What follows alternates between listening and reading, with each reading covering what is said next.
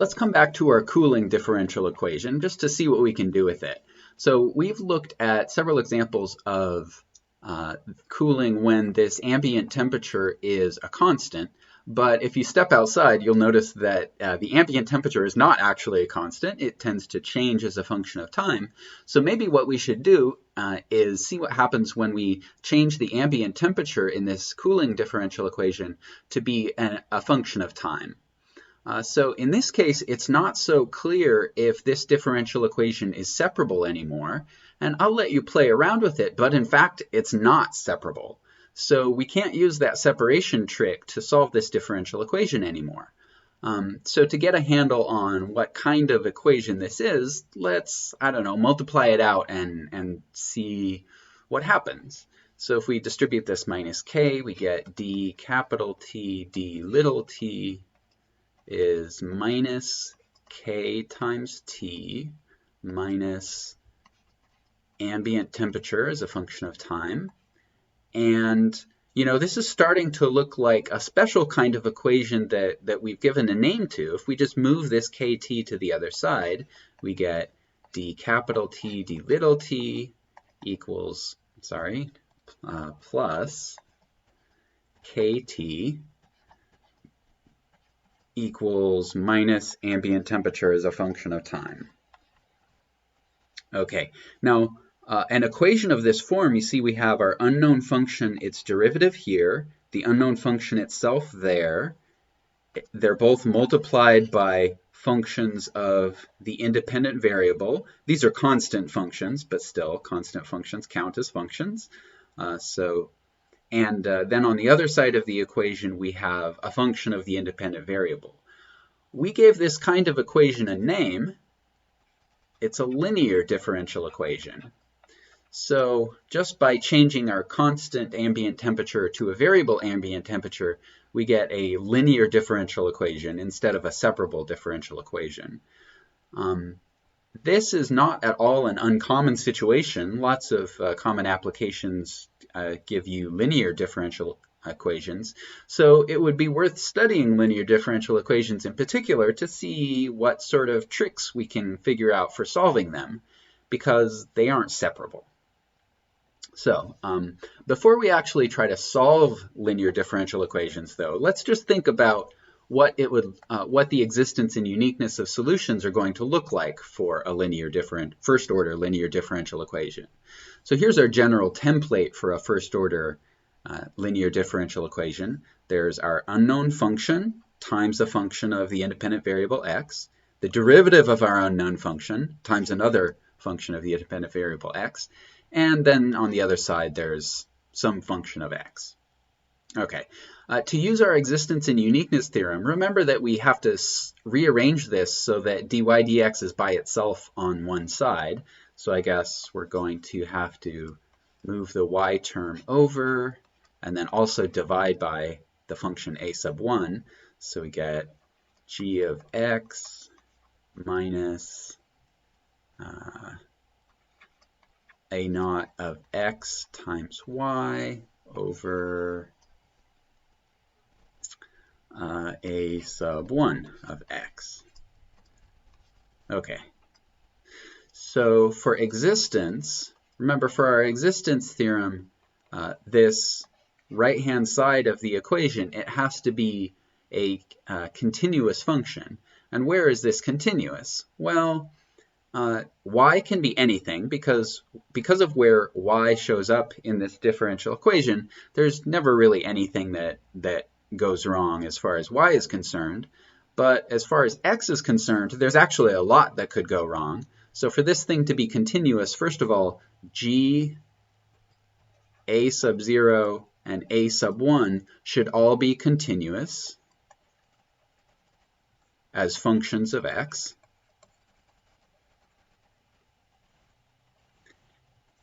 And also, we can't be dividing by 0, and so a sub 1 of x can't be 0. So if there are any x values that make a sub 1 equal to 0, then we might not have solutions for those x values.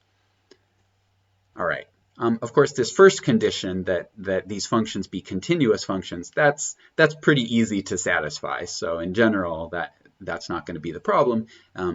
As far as existence is concerned, the only issue is going to be whether a sub 1 is ever 0.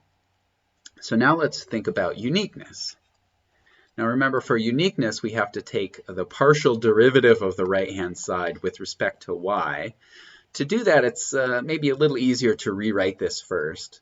So we can write this as g of x over a sub 1 of x minus a sub 0 of x over a sub 1 of x times y. So now when we take the partial derivative of this right-hand side with respect to y, this first term with the g and a1 goes away because there aren't any y's in there. And then the second term, the y just disappears. So we get minus a sub 0 of x over a sub 1 of x. And so for this to be continuous, we need a sub 0 and a sub 1 to be continuous. And again, we need a sub 1 of x to be non-zero. Okay, so what we see here is that whether, as long as we can satisfy these pretty easy to satisfy conditions, that everything is continuous and that a sub 1 not be 0, then we're guaranteed unique solutions for a first order linear differential equation. That's one thing that makes linear equations so nice. Guaranteeing unique solutions actually doesn't really take that much. So with all this in mind, let's try to actually come up with a way to solve a linear differential equation. Having this a sub 1 in front is actually going to turn out to be a little bit annoying. So the first thing we'll do is just divide everything by a sub 1 of x. That gives us dy dx plus a sub 0 of x over a sub 1 of x times y equals g of x over a sub 1 of x. Now remember, in most situations, a sub 1 isn't going to be 0, and so it's actually safe to do this division. If a sub 1 were 0 for some particular value of x, then we couldn't even do this first step.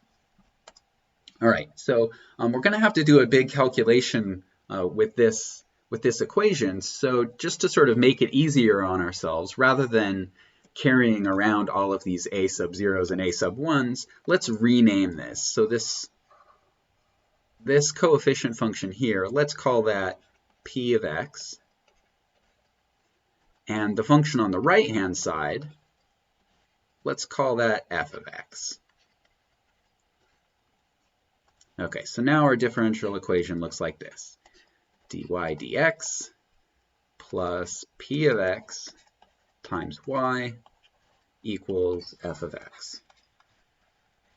Okay, so how to solve this thing? Well, you know, there's no obvious thing to try here, but one thing that you might, if you think about all of the integral and derivative things that you know, one thing that might occur to you is that the left-hand side of this equation kind of, a little bit, looks like